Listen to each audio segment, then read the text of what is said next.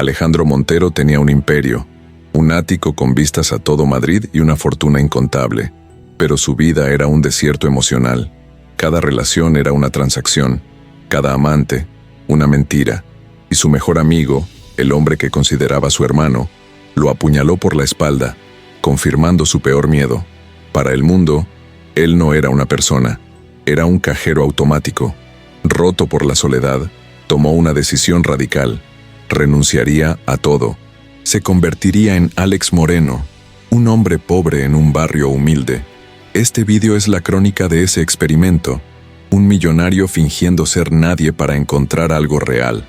Pero ¿qué sucede cuando encuentras el amor verdadero mientras vives la mentira más grande de tu vida? Si esta historia tocó tu corazón, si te hizo reflexionar sobre lo que realmente valoramos en nuestras relaciones, compártela con alguien que necesite recordar que el verdadero valor de una persona no está en su cuenta bancaria, sino en su capacidad de amar y ser amada auténticamente. Y si quieres seguir descubriendo historias que inspiran, que conmueven y que nos recuerdan nuestra humanidad compartida, suscríbete para no perderte ninguna. Alejandro Montero tenía 42 años cuando comprendió que su vida entera había sido una mentira cuidadosamente orquestada por quienes lo rodeaban. Era el heredero único de Montero Holdings, un imperio empresarial que abarcaba desde bienes raíces hasta tecnología, con oficinas en Madrid, Barcelona, Londres y Dubái. Su padre, Gonzalo Montero, había construido ese imperio desde cero, y cuando murió 5 años atrás, Alejandro heredó no solo la fortuna, sino también el aislamiento que venía con ella. Vivía en un ático de 300 metros cuadrados en el barrio de Salamanca, con vistas panorámicas a toda Madrid. Cada mañana su asistente personal, Mónica, le preparaba su agenda, reuniones con inversores, comidas de negocios, eventos benéficos donde su presencia era más una obligación social que un acto de generosidad genuina. Su cuenta bancaria tenía más ceros de los que podía contar, pero su vida personal era un desierto emocional. Había estado comprometido 3 veces. La primera fue con Adriana, una modelo que conoció en Marbella. Ella lo miraba con ojos que brillaban cada vez que él mencionaba una inversión o un nuevo proyecto. Tardó 8 meses en descubrir que le era infiel con su entrenador personal, un hombre que, irónicamente, Alejandro le había pagado. La segunda fue Beatriz, hija de un empresario de Barcelona. Parecía diferente, más reservada, más intelectual. Hablaban de arte, de filosofía, de literatura. Pero cuando Alejandro atravesó una crisis financiera temporal, cuando algunas inversiones fallaron y tuvo que reducir gastos durante 6 meses, Beatriz desapareció como humo. Le dejó un mensaje de texto: «Necesito tiempo para pensar». Nunca volvió. La tercera fue Lucía, una abogada brillante que trabajaba para su empresa. Ella parecía verlo, parecía entenderlo, hasta que descubrió que había estado filtrando información confidencial a la competencia a cambio de una oferta de sociedad en otro bufete. El anillo de compromiso de 50.000 euros quedó olvidado en un cajón. Después de Lucía, Alejandro construyó muros. Ya no confiaba en nadie. Sus relaciones se volvieron transaccionales. Salía con mujeres hermosas que conocía en eventos exclusivos, mujeres que sabían exactamente quién era y qué esperaban de él. Cenas en restaurantes con estrellas Michelin, joyas de Cartier, escapadas a Santorini o París. Ellas jugaban su papel, él jugaba el suyo. No había expectativas más allá de la superficie, no había corazón involucrado. Y eso, pensaba Alejandro, era más seguro. Pero el vacío crecía. Cada cumpleaños, cada Navidad, cada momento que debería haber sido especial, lo pasaba rodeado de personas que sonreían demasiado, que celebraban demasiado fuerte, que decían palabras demasiado perfectas. Y cuando todos se iban, cuando las luces se apagaban y el champán dejaba de burbujear, Alejandro se quedaba solo en su ático enorme, mirando las luces de Madrid, preguntándose si alguien en el mundo entero lo conocía realmente. Su mejor amigo, o al menos quien consideraba su mejor amigo, era Javier Ruiz, un empresario que había conocido en la universidad. Javier había sido su compañero de habitación, el único que lo había conocido antes de que heredara el imperio. Confiaba en él ciegamente. Compartían inversiones, proyectos, vacaciones. Javier era el padrino de su ahijado, su confidente, el hombre con quien tomaba whisky los viernes por la noche hablando de la vida, de mujeres, de sueños. Todo cambió una noche de octubre. Alejandro llegó antes de lo previsto a una reunión en las oficinas de su empresa. Eran las 9 de la noche, y la mayoría del personal ya se había ido. Escuchó voces en la sala de juntas. Una de ellas era la de Javier. La otra era la de Mónica, su asistente. Alejandro se acercó sin hacer ruido, no porque quisiera espiar, sino porque algo en el tono de las voces le pareció extraño. ¿Cuánto más crees que podemos sacar antes de que se dé cuenta? Era la voz de Mónica. Tranquila, Alejandro es un idiota emocional. Está tan desesperado por sentirse querido que no ve lo que tiene delante de las narices. Era Javier quien hablaba, con un tono que Alejandro nunca le había escuchado. Frío, calculador, despectivo. El fideicomiso que estableciste a tu nombre con las acciones fantasma está casi completo. En 6 meses más, tendrás control del 25% de Montero Holdings, sin que él lo sepa. Alejandro sintió que el suelo desaparecía bajo sus pies. Se apoyó contra la pared, el corazón martilleando en su pecho. No podía respirar, no podía pensar. 20 años de amistad, continuó Javier riendo. Y el pobre tonto nunca sospechó nada. Cree que lo aprecio, cree que soy su hermano. La verdad es que siempre me dio asco su necesidad patética de ser querido. Su padre era un tiburón, un hombre de negocios de verdad, pero Alejandro es un niño rico jugando a ser empresario. Mónica rió también. ¿Y qué haremos cuando se dé cuenta? Para entonces ya tendremos lo que necesitamos. Podemos vender nuestra participación o quedarnos y verlo sufrir. Cualquiera de las dos opciones me parece deliciosa. Alejandro retrocedió en silencio. Salió del edificio como un autómata. Subió a su coche y condujo sin rumbo durante horas. Lloró por primera vez en años. Lloró como no había llorado ni siquiera en el funeral de su padre. Lloró hasta que no le quedaron más lágrimas, hasta que solo quedó un vacío hueco y doloroso en su pecho. Durante las siguientes semanas, contrató en secreto a un equipo de auditores forenses y abogados de otra ciudad. Confirmaron todo. Javier había estado desviando fondos durante 3 años, creando estructuras legales complejas, aprovechándose de la confianza ciega de Alejandro. Mónica había sido su cómplice, proporcionándole información privilegiada, falsificando documentos. Otros empleados estaban involucrados. El fraude ascendía a 18 millones de euros. Alejandro podría haberlos destruido. Podría haber llamado a la policía, haber iniciado acciones legales, haber arruinado sus vidas. Pero no lo hizo. En cambio, tomó una decisión que sorprendió incluso a sus abogados. Los despidió a todos sin dar explicaciones públicas, recuperó discretamente lo que pudo, reestructuró la empresa y se alejó. Pero el daño estaba hecho. La traición de Javier no fue solo financiera, fue la confirmación de su peor miedo. Nadie lo veía realmente, solo veían el dinero, la oportunidad, el beneficio. Incluso quien supuestamente lo había conocido antes de la fortuna, quien había compartido pizzas baratas y noches de estudio, quien había sido testigo de sus sueños y miedos más profundos, incluso ese hombre nunca lo había visto como un ser humano, solo como un medio para un fin. Alejandro cayó en una depresión profunda, dejó de ir a eventos sociales, canceló citas, se encerró en su ático, veía el amanecer y el atardecer desde su ventana, pero no sentía nada. El mundo continuaba girando allá afuera, pero él estaba atrapado en un presente eterno de dolor y desilusión. Una noche de diciembre, de pie en su terraza, mirando las luces navideñas de Madrid, Alejandro sintió algo que nunca había sentido antes: la tentación del vacío.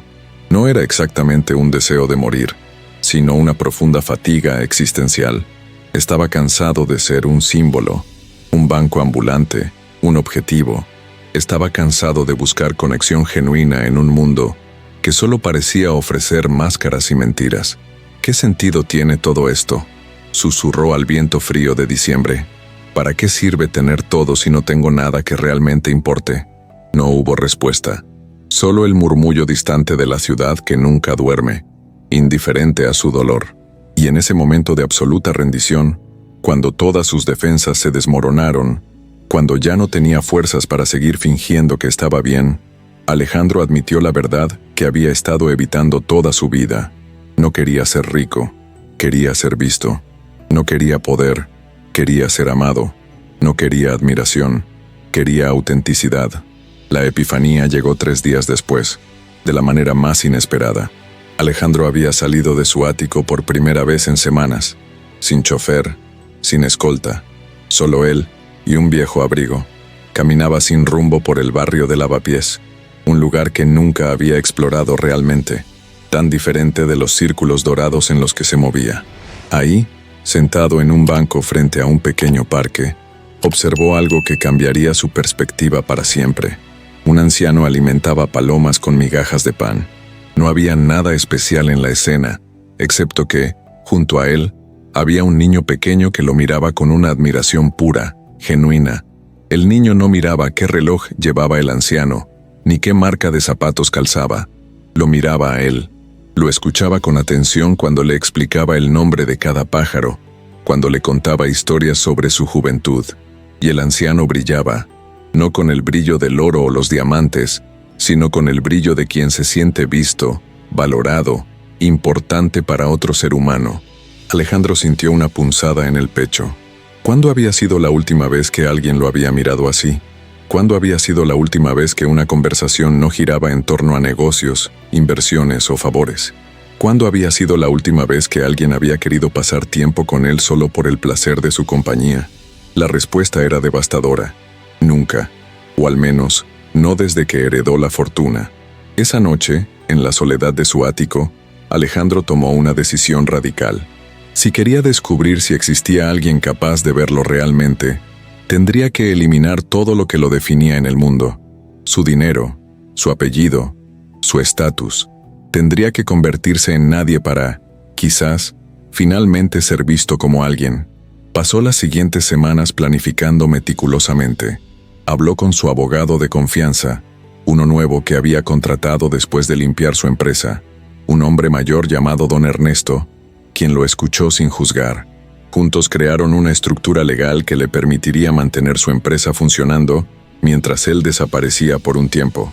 Delegó responsabilidades en un nuevo equipo administrativo, profesionales contratados por headhunters internacionales, personas que no lo conocían personalmente. Alquiló un pequeño apartamento en el barrio de Carabanchel, un piso de 50 metros cuadrados en un edificio de los años 70. Era modesto, con muebles básicos, tan diferente de su ático como la noche del día. Adoptó el nombre de Alex Moreno, un nombre común que no llamaría la atención. Se dejó crecer la barba, cambió su estilo de vestir por vaqueros y camisetas sencillas, dejó de usar su reloj Patek Philippe de 40.000 euros y compró uno digital de 20 euros en un bazar. Se inventó una historia. Era corrector de textos freelance, trabajaba desde casa, se había mudado recientemente a Madrid desde Valencia después de una ruptura difícil.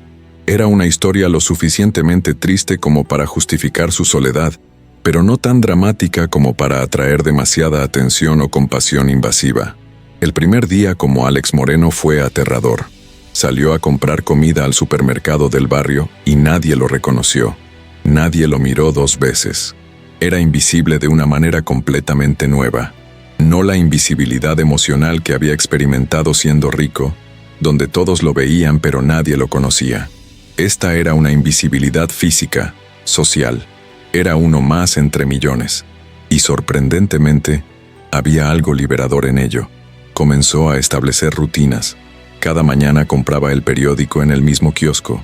Desayunaba en el mismo café de barrio, un lugar llamado La Estrella, regentado por un matrimonio mayor, Carmen y Paco.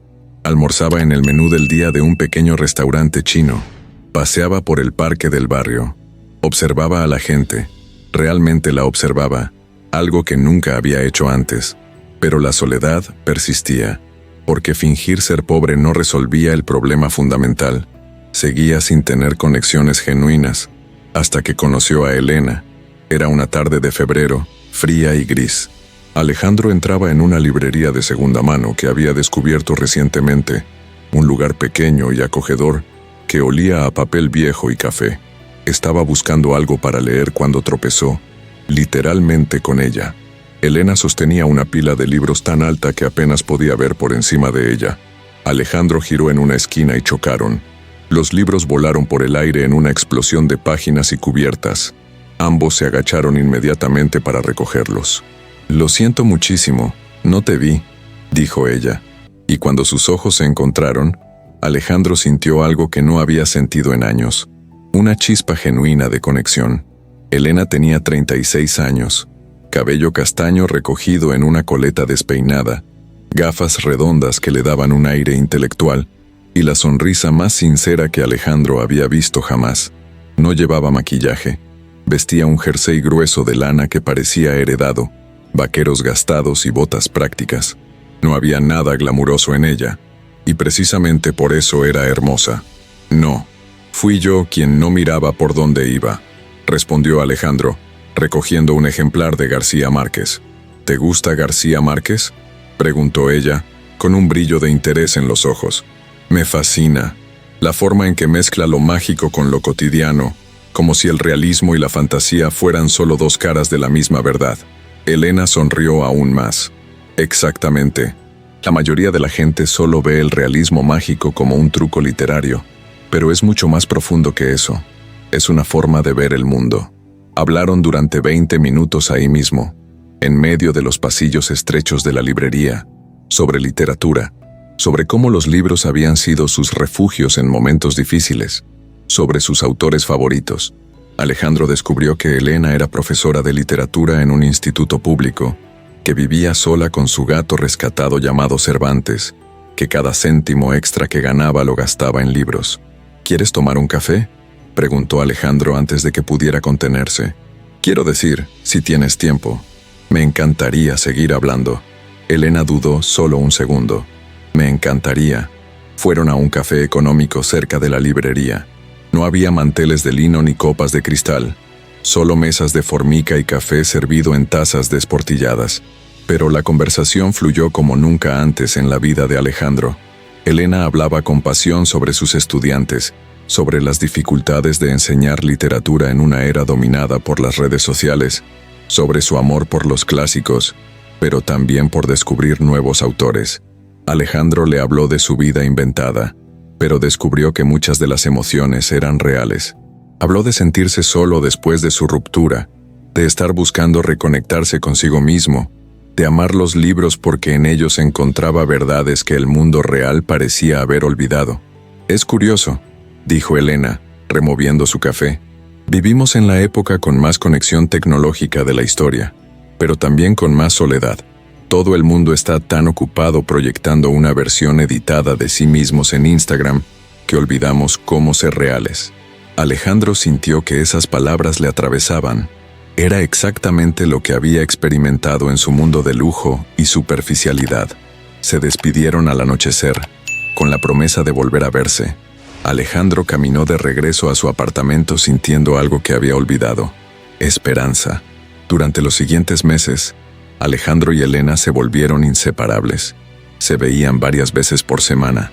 Paseaban por el Retiro, visitaban museos en los días de entrada gratuita, cocinaban juntos en el pequeño apartamento de Elena porque era más acogedor que el de él. Veían películas viejas en blanco y negro, leían libros, y luego los discutían durante horas. Elena le presentó a sus amigos, otros profesores, artistas con pocos recursos, trabajadores sociales, gente que vivía con lo justo, pero que tenía una riqueza interior que Alejandro nunca había conocido.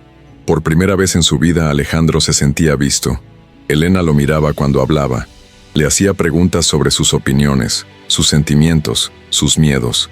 Se reía de sus chistes no porque él fuera rico y poderoso, sino porque genuinamente le parecían graciosos. Lo abrazaba cuando estaba triste no porque esperara algo a cambio, sino porque le importaba. Pero la mentira pesaba. Cada día que pasaba, cada momento íntimo que compartían, Alejandro sentía la culpa crecer en su pecho como un tumor. Quería decirle la verdad, pero tenía terror. ¿Cómo reaccionaría Elena? ¿Lo odiaría por haberla engañado? ¿Cambiaría su forma de verlo? La crisis llegó 6 meses después de conocerse, en una noche de agosto. Estaban en la pequeña terraza del apartamento de Elena, bebiendo vino barato bajo las estrellas. Elena estaba inusualmente callada. ¿En qué piensas?, preguntó Alejandro. Elena tardó en responder. En lo feliz que soy, y en lo aterrador que es eso. ¿Por qué es aterrador ser feliz? Porque tengo miedo de perderlo. He estado sola tanto tiempo, Alex. He tenido relaciones antes, pero nunca me había sentido tan vista. Siento que realmente me conoces, y es aterrador porque significa que tienes el poder de hacerme daño de verdad. Alejandro sintió que se le rompía el corazón.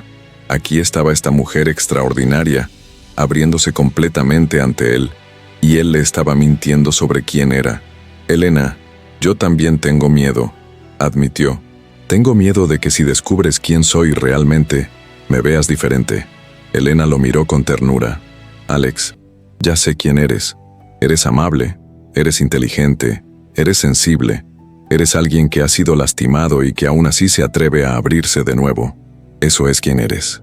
Pero Alejandro sabía que ella no tenía toda la información, y esa noche, por primera vez, consideró seriamente decirle toda la verdad. No lo hizo. El miedo lo paralizó. Las cosas se complicaron cuando, 2 semanas después, el instituto donde trabajaba Elena anunció recortes presupuestarios. Iban a despedir a varios profesores, y Elena, al ser una de las más jóvenes, estaba en la lista. Estaba devastada, no solo porque amaba su trabajo, sino porque necesitaba el sueldo. Vivía al mes, sin ahorros significativos.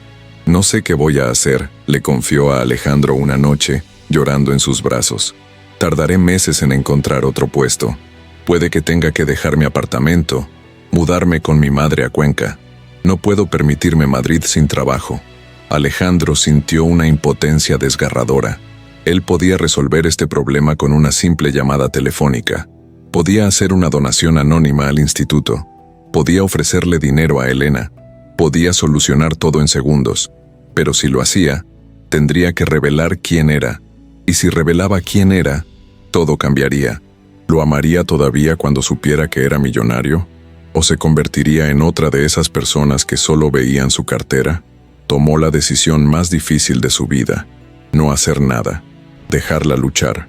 No porque fuera cruel, sino porque necesitaba saber si lo que tenían podría sobrevivir a las dificultades reales de la vida. Elena encontró trabajo eventual dando clases particulares de literatura. No ganaba mucho, pero le alcanzaba para sobrevivir. Eran tiempos difíciles. Alejandro ajustó su vida al nivel de ella. Dejaron de salir a cenar, incluso a lugares baratos. Cocinaban con ingredientes económicos. Sus citas eran paseos gratuitos, conversaciones en casa, noches viendo películas descargadas en el portátil viejo de Elena. Y en medio de esa escasez, Alejandro descubrió algo extraordinario. Era más feliz de lo que había sido jamás. Porque no importaba cuán poco tuvieran, Elena siempre encontraba formas de hacer cada momento especial. Una cena de pasta simple se convertía en un evento cuando ella ponía velas y ponía música de jazz.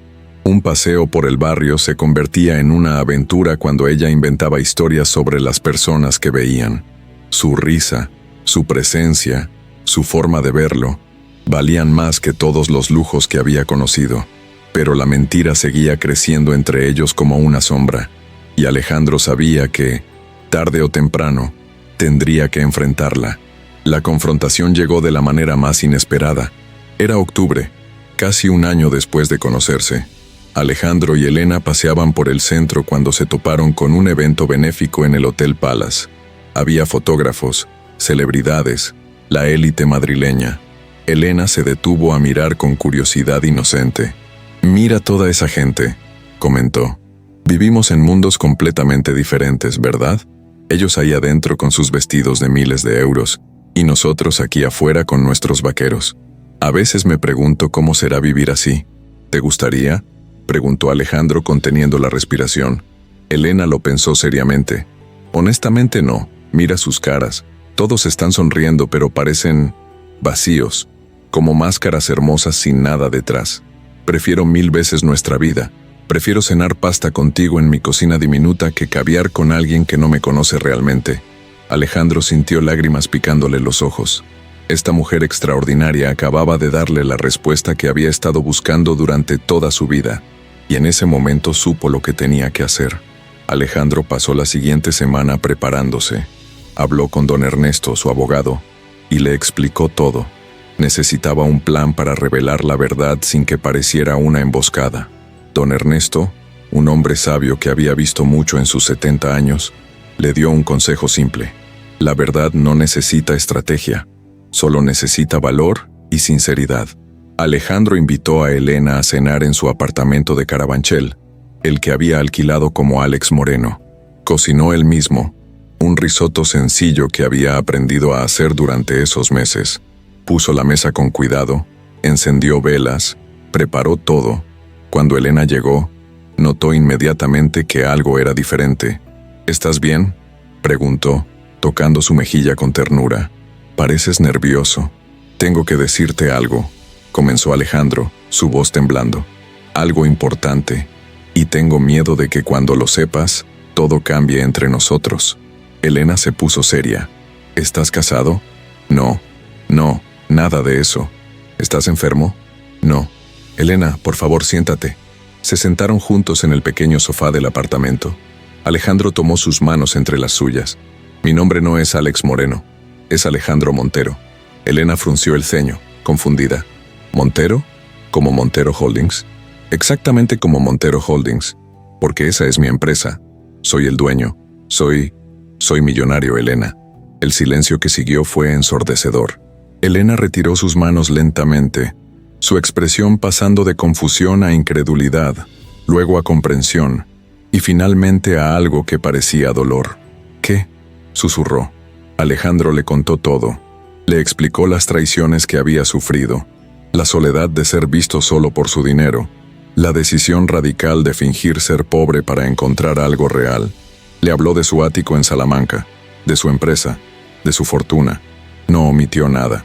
Le mostró su verdadera identificación, fotos en su teléfono real que había guardado, todo. Elena escuchó en silencio, su rostro cada vez más pálido. Cuando él terminó, ella se levantó y caminó hacia la ventana, dándole la espalda. Durante un año, dijo finalmente, su voz fría y controlada. Durante un año entero me has estado mintiendo. Sí, me viste luchar, me viste llorar cuando perdí mi trabajo, me viste contar monedas para comprar comida, y todo ese tiempo, tú podías haber solucionado todo con un chasquido de dedos. Sí, ¿esto ha sido un juego para ti? ¿Un experimento? ¿Una forma de entretenerte? No, Elena, no. Ha sido lo más real que he vivido en mi vida. Ella se giró, y Alejandro vio lágrimas corriendo por sus mejillas. ¿Cómo puedo creerte? ¿Cómo puedo creer nada de lo que me has dicho si la base de nuestra relación es una mentira? Porque todo lo que he sentido es verdad. Cada palabra que te he dicho sobre lo que siento por ti, sobre quién eres para mí, es completamente verdad. La única mentira fue mi identidad externa. Pero lo que hay aquí, se tocó el pecho. Esto siempre ha sido real. No es suficiente, Alejandro. O Alex, o quien seas. No es suficiente. Elena tomó su bolso y se fue, dejando a Alejandro solo en el apartamento pequeño, sintiendo que acababa de perder lo único valioso que había encontrado. Los siguientes días fueron un infierno. Elena no respondía a sus llamadas ni mensajes. Alejandro cayó en una desesperación más profunda que cualquier otra que hubiera experimentado. Había arriesgado todo por la verdad, y la verdad lo había destruido. Pero algo había cambiado en él. A pesar del dolor, a pesar de la pérdida, Alejandro ya no era el hombre que había sido.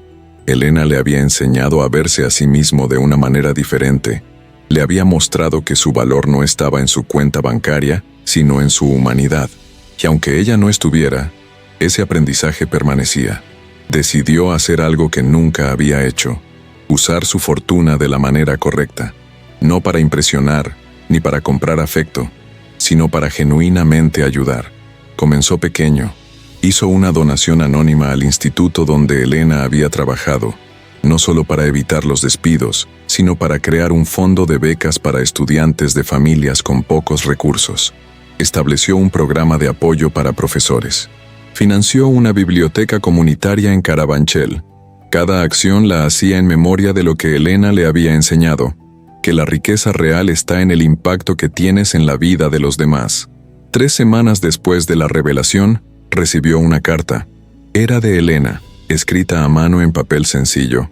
Alejandro, he pasado estas semanas tratando de entender lo que siento. Estaba furiosa contigo. Me sentía traicionada, manipulada, utilizada. Pero también he estado pensando en el hombre que conocí, el hombre que me escuchaba durante horas hablar de literatura, el hombre que lloraba en las películas tristes, el hombre que se aprendió de memoria cómo me gusta el café, el hombre que me abrazaba cuando tenía pesadillas.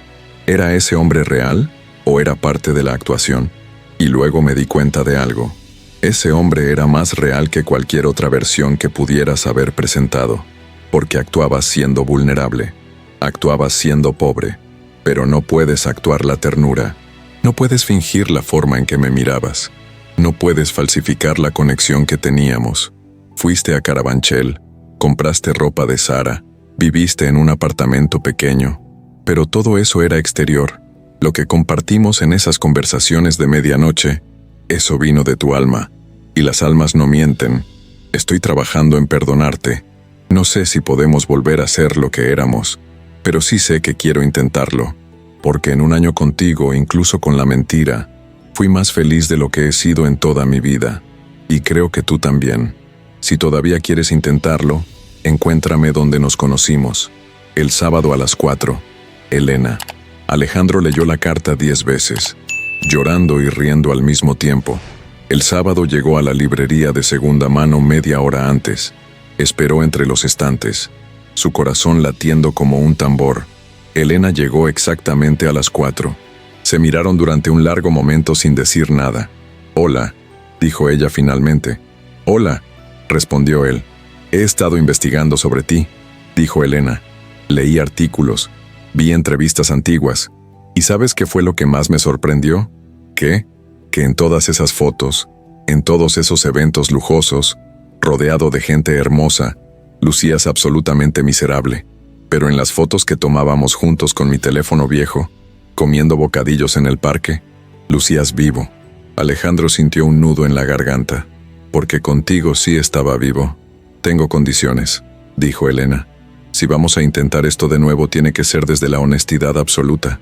Nada de secretos, nada de mentiras, ni siquiera las pequeñas. Acepto, y no quiero tu dinero.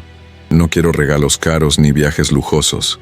Quiero la versión de ti que conocí, el hombre que preparaba risotto en una cocina diminuta. Ese hombre soy yo, siempre he sido yo. Entonces demuéstralo». Y así comenzó la verdadera relación entre Alejandro y Elena. No fue fácil. Hubo momentos de desconfianza, momentos en que Elena cuestionaba sus motivos. Hubo peleas sobre el dinero, sobre cómo usarlo, sobre qué significaba en sus vidas. Alejandro tomó decisiones radicales. Se mudó de su ático a un apartamento más modesto, no tan pequeño como el de Carabanchel, pero tampoco el Palacio en Salamanca. Reestructuró completamente su empresa, enfocándola en proyectos de impacto social. Estableció fundaciones para educación, vivienda accesible, apoyo a artistas. Descubrió que usar el dinero para ayudar genuinamente le daba más satisfacción que cualquier lujo jamás lo había hecho. Elena le presentó a su madre, una mujer sabia de Cuenca que, cuando supo quién era Alejandro realmente, le dijo: «No me importa cuánto dinero tengas, me importa cómo tratas a mi hija, y por lo que veo, la tratas como merece». Un año después de la revelación, Alejandro y Elena se casaron. No fue una boda de sociedad, fue una ceremonia pequeña en un jardín, con amigos cercanos y familia. Alejandro llevaba un traje sencillo. Elena llevaba un vestido que había pertenecido a su abuela. No había fotógrafos de revistas, ni celebridades, ni ostentación. Pero cuando intercambiaron votos, cuando Alejandro miró a los ojos a esta mujer que lo había visto cuando era nadie, que lo había amado sin saber su apellido ni su cuenta bancaria, sintió una riqueza que ningún dinero podía comprar. «Fingí ser pobre para encontrar amor verdadero», susurró en su oído mientras bailaban. «Pero lo que encontré fue mucho más que eso. Encontré quién soy realmente». Elena lo abrazó más fuerte. Y yo encontré a alguien que eligió ser real, incluso cuando tenía todas las opciones del mundo para seguir escondido. Años después, cuando la gente le preguntaba a Alejandro sobre el momento más importante de su vida, nunca hablaba de cerrar grandes negocios, de acumular fortuna o de aparecer en listas de millonarios. Hablaba de una tarde de febrero en una librería de segunda mano, cuando tropezó con una mujer que llevaba demasiados libros y que, sin saberlo, llevaba también la llave de su salvación, porque a veces, para encontrar lo que realmente vale la pena, tienes que perder todo lo demás. Y a veces, la única manera de ser visto de verdad es atreverte a ser completamente vulnerable, incluso cuando tienes todo el poder del mundo para esconderte detrás de muros de oro. La vida de Alejandro no se volvió perfecta. Seguía teniendo desafíos, momentos de duda, conflictos, pero ahora los enfrentaba con Elena a su lado, una compañera que lo conocía en su totalidad, con todas sus imperfecciones y miedos. Y eso, descubrió, era lo que siempre había buscado, no alguien que lo adorara por lo que tenía, sino alguien que lo amara por quien era. Y cada noche, cuando apagaban las luces de su apartamento modesto, con Cervantes el gato durmiendo a los pies de la cama, Alejandro daba gracias por haber tenido el valor de renunciar a todo para encontrar lo único que realmente importaba, porque al final, el amor verdadero no se compra. Se encuentra cuando tienes el coraje de mostrarte tal como eres, vulnerable y auténtico, y confiar en que eso será suficiente. Y para Alejandro y Elena, siempre lo fue. Si esta historia tocó tu corazón, si te hizo reflexionar sobre lo que realmente valoramos en nuestras relaciones, compártela con alguien que necesite recordar que el verdadero valor de una persona no está en su cuenta bancaria, sino en su capacidad de amar y ser amada auténticamente. Y si quieres seguir descubriendo historias que inspiran, que conmueven y que nos recuerdan nuestra humanidad compartida, suscríbete para no perderte ninguna. Cada historia es una semilla, y juntos podemos cultivar un jardín de esperanza.